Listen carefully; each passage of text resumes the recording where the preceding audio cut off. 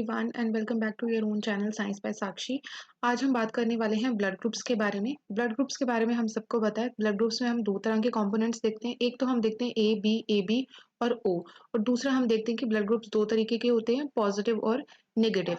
तो ये जो दोनों कंपोनेंट्स हैं हमारे ब्लड के, उसे हम अलग अलग सिस्टम्स के थ्रू पढ़ते हैं। अगर हम ए बी और ओ के कॉन्सेप्ट की बात करें तो इसे हम ए बी ओ सिस्टम से समझेंगे, और अगर हम पॉजिटिव नेगेटिव की बात करें तो इसे हम R H blood group system से समझते हैं। तो आज हम बात करने वाले हैं A B O blood group system के बारे में।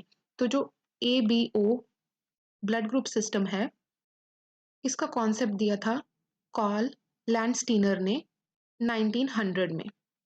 जो कार्ल लैंडस्टीनर थे, इन्होंने चार तरह के ब्लड ग्रुप्स को रिकॉग्नाइज किया था। वो थे ए बी और ओ, और इन्हें नाम दिया था इन्होंने A B O blood group. Human beings के अंदर एक जीन प्रेजेंट होता है जिसका नाम होता है आई जीन, और इस जीन के तीन एलील्स होते हैं। एक होता है आई ए, दूसरा है आई बी और तीसरा है आई ओ। अब ये जो तीनों एलील्स हैं, ये अलग अलग एंटीजेंस बनाते हैं। ये अलग अलग तरह के एंटीजेंस बनाते हैं। आई ए एलील जो है ये ए एंटीजन बनाता है, आई बी एंटीजन बनाता है, और आई ओ जो है ये कोई भी एंटीजन नहीं बनाता। अब ये जो एंटीजेंस होते हैं, ये प्रेजेंट होते हैं हमारे रेड ब्लड सेल्स की सरफेस के ऊपर। ये एंटीजेंस जो हैं ये हमारे आरबीसीज की सेल मेम्ब्रेन के ऊपर प्रेजेंट होते हैं। और बेसिकली ये एंटीजेंस क्या होते हैं? ये होते हैं कार्बोहाइड्रेट्स। ये डिफरेंट पॉलीसेक्राइड्स या ओलिगोसेक्राइड्स होते हैं जो आरबीसीज की सरफेस के ऊपर प्रेजेंट होते हैं। और इसी के साथ साथ उन्होंने कहा कि जो हमारा ब्लड प्लाज्मा होता है, उसके अंदर दो तरह की एंटीबॉडीज प्रेजेंट होती हैं। एक होती है एंटी ए एंटीबॉडी और दूसरी होती है एंटी बी एंटीबॉडी। अब अपनी फाइंडिंग्स के बेसिस पर जो कार्ल लैंडस्टीनर थे, उन्होंने दो लॉज दिए। उन्होंने क्या क्या कहा? उन्होंने कहा कि अगर किसी ऑर्गेनिज्म के पास में आई ए एलील प्रेजेंट है, तो इसका मतलब उसके जो आरबीसीज हैं उसके ऊपर ए एंटीजन प्रेजेंट होगा। जिस ऑर्गेनिज्म के पास में आई ए एलील है, उसके पास में जो आरबीसीज हैं उन पर ए एंटीजन प्रेजेंट होगा। अब जिन जिन ऑर्गेनिजम्स के आरबीसीज के ऊपर ए एंटीजन प्रेजेंट होता है, उन्होंने कहा कि उनके प्लाज्मा में एंटी ए एंटीबॉडी एब्सेंट रहेगी और एंटी बी एंटीबॉडी प्रेजेंट रहेगी। सिमिलरली अगर किसी ऑर्गेनिज्म के पास में आई बी एलील प्रेजेंट है, तो उसके आरबीसीज के ऊपर बी एंटीजन होगा। तो इसका मतलब उसके ब्लड प्लाज्मा में एंटी बी एंटीबॉडी एब्सेंट होगी और एंटी ए एंटीबॉडी जो है वो प्रेजेंट होगी। ऐसा क्यों होगा ये अभी हम समझेंगे। अब आप लोग बोलोगे कि एंटीजेंस तो फॉरेन पार्टिकल्स होते हैं, तो यहाँ पर कुछ एंटीजेंस के अगेंस्ट एंटीबॉडीज बन रही हैं और कुछ के अगेंस्ट एंटीबॉडीज क्यों नहीं बन रही हैं? तो दो तरह के एंटीजेंस होते हैं। एक होते हैं सेल्फ एंटीजेंस और एक होते हैं फॉरेन एंटीजेंस। सेल्फ एंटीजेंस ऐसे एंटीजेंस होते हैं जिन्हें हमारी बॉडी खुद प्रोड्यूस करती है, और फॉरेन एंटीजेंस ऐसे एंटीजेंस होते हैं जो कहीं बाहर से हमारी बॉडी में एंटर करते हैं। तो सेल्फ एंटीजेंस को क्योंकि हमारी बॉडी ने खुद प्रोड्यूस किया है, तो ऐसे एंटीजेंस को हमारी बॉडी फॉरेन मॉलिक्यूल्स कंसीडर नहीं करती और उसके अगेंस्ट एंटीजेंस जो है, उसके अगेंस्ट एंटीबॉडीज को नहीं बनाती। तो यही आपने यहाँ पर देखा कि जिन ऑर्गेनिजम्स के पास में आई ए एलील प्रेजेंट है, उन ऑर्गेनिजम्स की बॉडी में ए एंटीजन प्रोड्यूस हो रहा है। अब क्योंकि ए एंटीजन को हमारी बॉडी ने खुद प्रोड्यूस किया है, तो हमारे प्लाज्मा में एंटी ए एंटीबॉडीज नहीं बनती और एंटी बी एंटीबॉडीज बनती हैं, क्योंकि जो बी एंटीजन है वो ऐसे ऑर्गेनिजम्स के लिए फॉरेन मॉलिक्यूल होगा। सिमिलरली इस केस में क्या है कि जो ऑर्गेनिज्म है उसके पास में आई बी एलील प्रेजेंट है, तो जो आरबीसीज हैं उनके ऊपर बी एंटीजन प्रेजेंट रहेगा। क्योंकि बी एंटीजन को हमारी बॉडी ने खुद प्रोड्यूस किया है, तो हमारी बॉडी बी एंटीजन को फॉरेन कंसीडर नहीं करेगी और एंटी बी एंटीबॉडीज जो हैं वो प्लाज्मा में प्रेजेंट नहीं रहेंगी। लेकिन एंटी ए प्रेजेंट है क्योंकि ए एंटीजन ऐसे ऑर्गेनिजम्स के लिए फॉरेन पार्टिकल है। अब हम एक और केस लेते हैं। मान लेते हैं किसी ऑर्गेनिज्म के पास में IA और IB दोनों एलील प्रेजेंट है। तो ऐसे ऑर्गेनिज्म के जो आरबीसीज होंगे उनके सरफेस के ऊपर A एंटीजन और B एंटीजन दोनों ही प्रेजेंट रहेंगे। अब इस ऑर्गेनिज्म के पास में A और B एंटीजन दोनों प्रेजेंट है, तो इसकी जो बॉडी है वो ना तो बनाएगी एंटी ए और ना ही बनाएगी एंटी बी, क्योंकि ए और बी एंटीजन दोनों को ही इस ऑर्गेनिज्म की बॉडी सेल्फ मॉलिक्यूल कंसीडर करती है, दोनों को ही फॉरेन कंसीडर नहीं करती। तो कोई भी एंटीजन जो है, कोई भी एंटीबॉडी जो है वो यहाँ पर हमें देखने को नहीं मिलेगी। और अगर किसी ऑर्गेनिज्म के पास में IO एलील प्रेजेंट है, तो इस केस में जो आरबीसीज होंगे उनके ऊपर कोई भी एंटीजन प्रेजेंट नहीं है। क्योंकि यहाँ पे आरबीसीज के ऊपर कोई एंटीजन प्रेजेंट नहीं है, तो हमारी बॉडी का जो प्लाज्मा, हमारे जो ब्लड प्लाज्मा है उसमें एंटी ए भी देखने को मिलेगी और एंटी बी भी देखने को मिलेगी, क्योंकि दोनों ही ए और बी दोनों ही एंटीजन्स को हमारी बॉडी फॉरेन मॉलिक्यूल कंसीडर कर रही है। तो अपनी इन फाइंडिंग्स के बेसिस के ऊपर अब जो कार्ल रॉजर है उन्होंने क्या किया, उन्होंने 4 ब्लड ग्रुप्स बताए, 4 ब्लड ग्रुप्स बताए जिन चारों के पास में अलग अलग एंटीजन्स प्रेजेंट हैं और अलग अलग एंटीबॉडीज जो हैं वो प्रेजेंट है। तो अगर किसी ऑर्गेनिज्म का ए ब्लड ग्रुप है तो उसके पास में ए एंटीजन प्रेजेंट होगा, आरबीसीज के ऊपर ए एंटीजन प्रेजेंट है तो एंटी बी एंटीबॉडी जो है वो यहाँ पर प्लाज्मा में प्रेजेंट रहेगी। अगर किसी ऑर्गेनिज्म का बी ब्लड ग्रुप है तो आरबीसीज के ऊपर बी एंटीजन प्रेजेंट है और प्लाज्मा में एंटी ए एंटीबॉडी देखने को मिलेगी। अगर किसी ऑर्गेनिज्म का ए बी ब्लड ग्रुप है तो ए और बी दोनों ही एंटीजन देखने को मिलेंगे और कोई भी एंटीबॉडी प्लाज्मा में नहीं मिलेगी। और अगर किसी ऑर्गेनिज्म का ओ ब्लड ग्रुप है तो कोई भी एंटीजन जो है आरबीसीज के ऊपर प्रेजेंट नहीं रहेगा और एंटी ए और एंटी बी दोनों ही एंटीबॉडीज जो है प्लाज्मा में मिलेंगी। अब यहाँ पर एलील्स कौन कौन से हो सकते हैं, हमें पता है कि जो एलील्स होते हैं वो हमेशा पेयर में प्रेजेंट होते हैं। तो ए ब्लड ग्रुप के केस में एलील्स कौन से हो सकते हैं, या तो होगा IA और IA या फिर IA और IO, क्योंकि अगर IO एलील है तो कोई भी एंटीबॉडी जो है, कोई भी एंटीजन जो है वो आरबीसीज के ऊपर प्रेजेंट नहीं है और IA की वजह से ए एंटीजन जो है वो प्रेजेंट रहेगा। सिमिलरली IB के केस में जो एलील्स है वो रहेंगे IB और IB या तो फिर IB और IO। AB ब्लड ग्रुप के केस में एक ही पॉसिबिलिटी है IA और IB का पेयर, और O के केस में भी एक ही पॉसिबिलिटी है IO और IO का पेयर।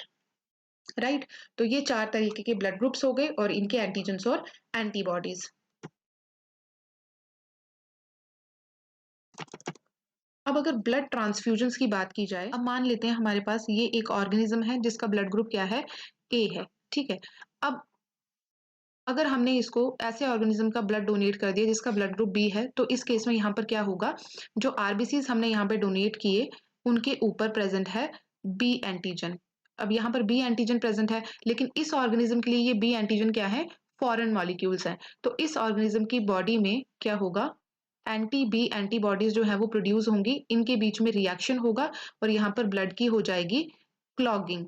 ब्लड जो है वो क्लॉग हो जाएगा, या हम कह सकते हैं ब्लड जो है वो एग्लूटिनेट हो जाएगा, ब्लड में क्लॉटिंग होना शुरू हो जाएगी और ब्लड सर्कुलेशन जो है वो रुक जाएगा और इंसान की डेथ भी हो सकती है। राइट, अगर इस ऑर्गेनिज्म को हम लोग दे देते हैं ओ ब्लड ग्रुप, ठीक है, अगर तो हमने दे दिया ओ ब्लड ग्रुप, तो अब इस केस में क्या होगा, इस केस में क्या होगा, क्योंकि जो आरबीसीज हमने डोनेट किए हैं उनके ऊपर कोई भी एंटीजन जो है वो प्रेजेंट नहीं है, कोई भी एंटीजन प्रेजेंट नहीं है, तो इस ऑर्गेनिज्म की बॉडी क्या करेगी, इस ब्लड ग्रुप को फॉरेन कंसीडर नहीं करेगी, क्योंकि इस इन आरबीसीज के ऊपर कोई एंटीजन ही प्रेजेंट नहीं है। तो इस केस में जो ब्लड ट्रांसफ्यूजन है वो नॉर्मल रहेगा और ब्लड ट्रांसफ्यूजन जो है हम कहेंगे कि सक्सेसफुल हो जाएगा। लेकिन इस केस में ब्लड ट्रांसफ्यूजन सक्सेसफुल नहीं होगा क्योंकि बी जो एंटीजन है वो हम यहाँ पर नहीं दे सकते। तो ब्लड ट्रांसफ्यूजन्स जो है वो किन किन ब्लड ग्रुप्स के बीच में हो सकते हैं, तो ब्लड ग्रुप्स हम यहाँ पर ले लेते हैं ए, AB और ओ। तो अब जो ए ब्लड ग्रुप है इसका रेसिपिएंट कौन होगा, यानी कि ए ब्लड ग्रुप जो है वो किन किन को अपना ब्लड डोनेट कर सकता है। तो ए ब्लड ग्रुप जो है वो एक तो ए को डोनेट कर सकता है और साथ ही साथ किसको डोनेट कर सकता है, ए बी को डोनेट कर सकता है, क्योंकि ए बी के केस में ए और बी दोनों ही एंटीजेंस जो हैं वो प्रेजेंट रहते हैं, तो ए जो है वो यहाँ पर डोनेट किया जा सकता है। अगर बी की बात करें तो बी सिमिलरली बी को और ए बी को अपना ब्लड जो है डोनेट कर सकता है। अब ए बी जो है वो अपना ब्लड सिर्फ और सिर्फ ए बी को ही डोनेट कर सकता है। ऐसा क्यों? क्योंकि अगर हम ए बी ब्लड ग्रुप की बात करें तो इस केस में क्या होता है, जो आरबीसीज होते हैं उसके ऊपर ए एंटीजन और बी एंटीजन दोनों प्रेजेंट होते हैं, ए और बी एंटीजन दोनों प्रेजेंट होते हैं। और तो अगर हम ए बी से डोनेट करेंगे ब्लड को ए ब्लड ग्रुप को, तो क्योंकि यहाँ पर बी एंटीजन प्रेजेंट है, तो जो ए ब्लड ग्रुप वाला ऑर्गेनिज्म है उसकी बॉडी इस बी एंटीजन को फॉरन कंसीडर करेगी और एंटी बी एंटीबॉडीज बनाना शुरू कर देगी, तो ब्लड की क्लम्पिंग हो जाएगी। अगर हम डोनेट करते हैं बी ब्लड ग्रुप को, तो क्योंकि यहाँ पर ए एंटीजन प्रेजेंट है तो अगेन यहाँ पर एंटी ए एंटीबॉडीज प्रोड्यूस होना शुरू हो जाएंगी और अगेन ब्लड की क्लम्पिंग हो जाएगी। अगर तो हम डोनेट करते हैं ओ को, तो क्योंकि यहाँ पर ओ के केस में कोई भी एंटीजन प्रेजेंट नहीं है, तो ए और बी दोनों की वजह से क्या होगा, एंटी ए भी प्रोड्यूस होगा और एंटी बी एंटीबॉडीज भी प्रोड्यूस होंगी। अगेन यहाँ पर ब्लड की क्या हो जाएगी, क्लम्पिंग हो जाएगी। तो ए बी जो है वो अपना ब्लड सिर्फ और सिर्फ किसको डोनेट कर सकता है, ए बी ब्लड ग्रुप को ही डोनेट कर सकता है। तो अगर हम ओ की बात करें तो ओ के केस में ना तो ए एंटीजन प्रेजेंट है ना तो बी एंटीजन प्रेजेंट है। अब क्योंकि यहाँ पे कोई भी एंटीजन प्रेजेंट नहीं है तो ये किसी को भी अपना ब्लड जो है वो डोनेट कर सकता है। तो यहाँ पर ए बी और ओ तीनों को, चारों को ही अपना ब्लड डोनेट कर सकता है, क्योंकि कोई भी एंटीजन प्रेजेंट नहीं है तो इनमें से कोई भी ब्लड ग्रुप जो है वो ओ को फॉरन नहीं समझेगा।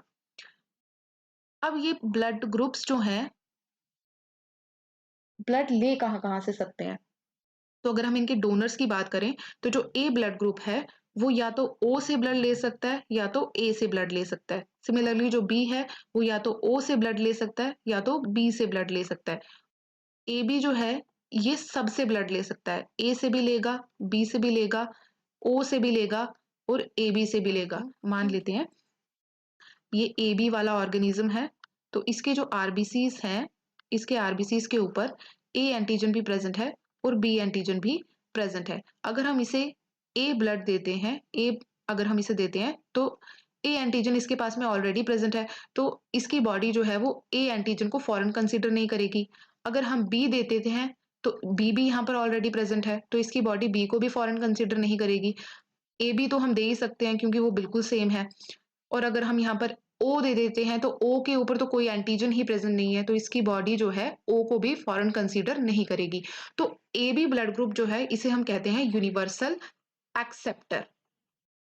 ए बी ब्लड ग्रुप जो है इसे हम कहते हैं यूनिवर्सल एक्सेप्टर, क्योंकि ये किसी से भी ब्लड ले सकता है। और ओ को हम कहते हैं यूनिवर्सल डोनर, क्योंकि ये किसी को भी ब्लड दे सकता है। लेकिन अगर हम ओ की बात करें तो ओ के डोनर्स कौन कौन हो सकते हैं, ओ जो है वो सिर्फ और सिर्फ ओ से ही ब्लड ले सकता है। ऐसा क्यों? क्योंकि मान लेते हैं ये ओ ब्लड ग्रुप वाला ऑर्गेनिज्म है, अगर इसे हम देंगे ए, इसके जो आरबीसीज हैं उनके ऊपर कोई भी एंटीजन प्रेजेंट नहीं है। अगर हम ए देंगे तो ए एंटीजन को इसकी जो बॉडी है फॉरेन कंसीडर करेगी, तो ब्लड की क्लम्पिंग हो जाएगी। अगर बी देंगे तो उसे भी इसकी बॉडी जो है फॉरेन कंसीडर करेगी। अगर ए भी देंगे तो उसे भी इसकी बॉडी फॉरेन ही कंसीडर करेगी। तो जो ओ है वो सिर्फ और सिर्फ ओ से ही ब्लड ले सकता है। ए बी ब्लड ग्रुप है, इसे हम कहते हैं यूनिवर्सल एक्सेप्टर, क्योंकि ये किसी से भी ब्लड ले सकता है। और जो ओ है उसे हम कहते हैं यूनिवर्सल डोनर, क्योंकि ये किसी को भी अपना ब्लड दे सकता है।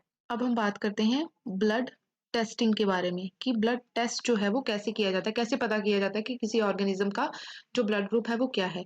तो मान लेते हैं कि ये एक ऑर्गेनिज्म है जिससे हमने ले लिया अपना सैंपल। ठीक है, ये हमने ले लिया अपना सैंपल ब्लड। अब इस सैंपल को क्या किया जाता है, एंटी ए एंटीबॉडी के साथ भी ट्रीट किया जाता है और एंटी बी एंटीबॉडी के साथ में भी ट्रीट किया जाता है। क्या होता है, एंटी ए के साथ ट्रीट करने पर सैंपल जो है कोई क्लॉगिंग शो नहीं करता, यानी कि नॉर्मल ब्लड हमें देखने को मिलता है, और दूसरी तरफ एंटी बी के साथ ट्रीट करने पर हमें ब्लड में क्लॉगिंग दिखती है। तो इसका मतलब जो ब्लड ग्रुप है वो क्या है? बी है। ऐसा क्यों? क्योंकि यहाँ पे जो आरबीसीज प्रेजेंट होंगे उनकी सरफेस के ऊपर प्रेजेंट है बी एंटीजन। तो जब हम इसे एंटी बी एंटीबॉडी के साथ ट्रीट करेंगे तो एंटी बी एंटीबॉडी यहाँ के बाइंड करेगी और यहाँ पर इनके बीच में रिएक्शन होगी और ब्लड में एग्लूटिनाइजेशन देखने को मिलेगी, यानी कि ब्लड में क्लम्पिंग देखने को मिलेगी। तो हम समझ जाएंगे कि जो ब्लड ग्रुप है वो बी है, क्योंकि एंटी ए के साथ में नॉर्मल ब्लड देखने को मिल रहा है, लेकिन एंटी बी के साथ में ब्लड में क्लॉगिंग देखने को मिल रही है। अब अगर एंटी ए के साथ में भी हमें ब्लड में क्लॉगिंग देखने को मिलती है और एंटी बी के साथ में भी हमें ब्लड में क्लॉगिंग देखने को मिलती है, तो हम समझ जाएंगे कि ब्लड ग्रुप जो है वो क्या है? ए बी है। ऐसा क्यों? क्योंकि यहाँ पे जो आरबीसीज प्रेजेंट है उनके पास में ए और बी एंटीजन दोनों प्रेजेंट है। तो एंटी ए एंटीबॉडीज भी जहाँ यहाँ पर रिएक्ट करेंगी और एंटी बी एंटीबॉडीज भी यहाँ पर रिएक्ट करेंगी और दोनों केस में हमें क्लॉगिंग देखने को मिलेगी। तो हम समझ जाएंगे कि जो हमारा सैंपल ब्लड है वो क्या है? वो ए बी ब्लड ग्रुप है। और अगर हमें दोनों ही केसेस में क्लॉगिंग नहीं देखने को मिलती, यानी कि एंटी ए एंटीबॉडी के साथ में भी जो सैंपल है वो नॉर्मल रहता है और एंटी बी के साथ में भी जो सैंपल है वो नॉर्मल रहता है, तो इस केस में जो ब्लड है वो कौन सा होगा? ओ होगा। क्योंकि यहाँ पे क्या हुआ, जो आरबीसीज प्रेजेंट है उनके ऊपर कोई भी एंटीजन जो है वो प्रेजेंट नहीं है। तो जो एंटी ए और एंटी बी एंटीबॉडीज हैं ये रिएक्शन नहीं करेंगी और कोई क्लॉगिंग देखने को नहीं मिलेगी, कोई एग्लूटिनाइजेशन देखने को नहीं मिलेगी। तो हम समझ जाएंगे कि जो हमारा सैंपल है वो ओ ब्लड ग्रुप का है। तो इस तरीके से जो है डिफरेंट डिफरेंट सैंपल्स की जो डिफरेंट डिफरेंट ब्लड ग्रुप्स जो है उनकी टेस्टिंग की जाती है, पता किया जाता है कि ऑर्गेनिज्म के अंदर कौन सा ब्लड ग्रुप है। और जब भी ब्लड ट्रांसफ्यूजन किया जाता है तो ध्यान रखा जाता है कि ऑर्गेनिज्म का मैचिंग ही ब्लड जो है वही उसे डोनेट किया जाए, वही ट्रांसफ्यूज किया जाए, ताकि क्लॉगिंग ना हो, एग्लूटिनाइजेशन ना हो। क्योंकि ये जो अगर हम डोनर का मैचिंग ब्लड ग्रुप ट्रांसफ्यूज नहीं करते तो ये जो कंडीशन होती है ये फेटल हो सकती है, इंसान की जान भी जा सकती है। तो जब भी ब्लड ट्रांसफ्यूजन करवाना हो तो ब्लड ग्रुप्स का खास तौर पर ध्यान रखना चाहिए। तो आज की वीडियो में इतना ही। मुझे कमेंट करके बताना कि आप लोगों को ये वीडियो कैसी लगी। अगर आप लोगों को ये सेशन हेल्पफुल लगा हो तो इसे अपने फ्रेंड्स के साथ में भी शेयर करना, ताकि वो भी यहाँ से हेल्प ले सकें। वीडियो को लाइक करना, शेयर करना, चैनल को सब्सक्राइब करना। And thank you for watching.